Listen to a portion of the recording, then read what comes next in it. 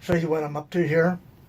I'm out in my bus and I'm making the trim for around the edges of the bus, or around the edges of the bathroom. So let me switch this camera around. So here we go.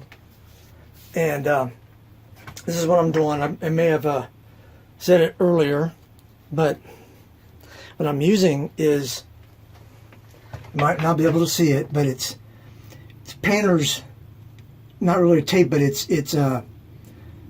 mesh for putting on mud. And the reason why I'm using that is because I want a very, very thin coat on the back so that I can flip this thing around and glue it to the board.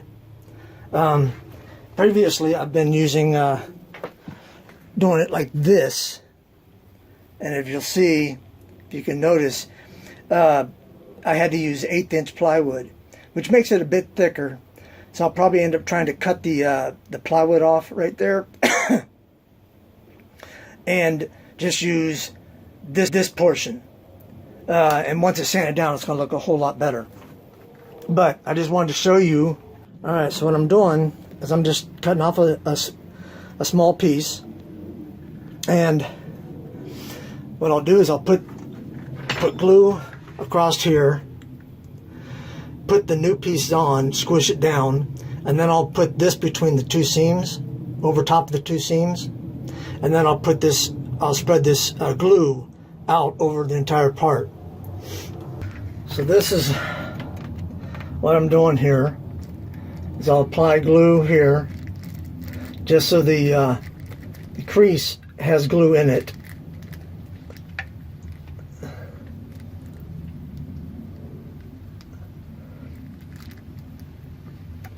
Like that. Then I'll come over here, I'll grab my piece of wood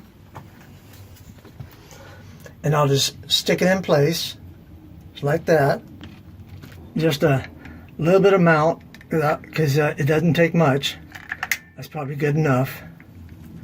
I'll spread it out with my putty knife. So I'll grab some up here and I'll spread it on that.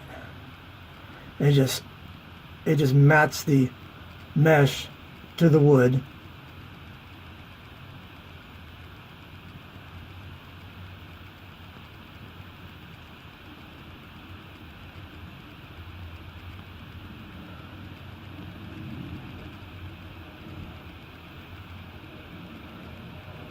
Now I've already done one piece like this and it turned out really nice and sturdy.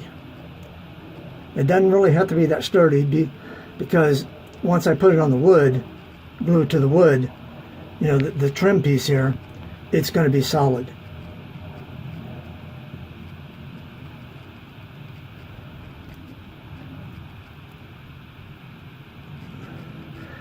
All you need is a small layer on there and it makes really sturdy. Plus you have the glue that I put in between the pieces of wood that also strengthens it.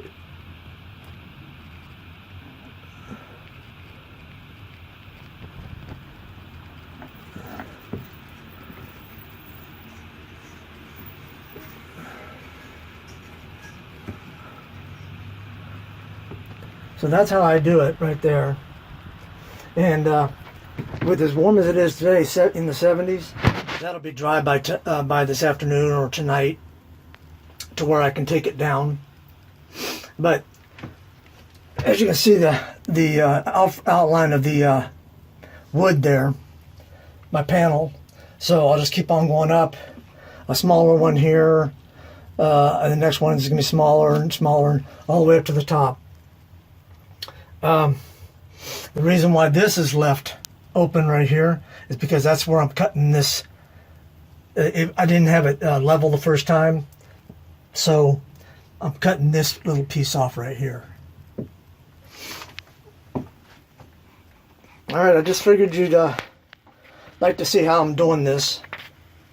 It makes it so much easier because you really don't even have to sand down the back of it there.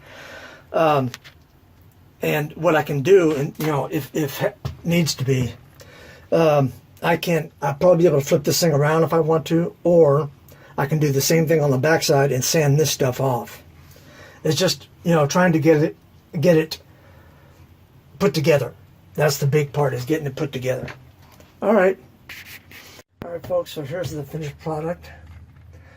They'll set up there. Those clamps will stay in place for the next several hours, maybe even until tomorrow. But that's how I do it. And when that comes, when I take it down, it's going to be pretty solid.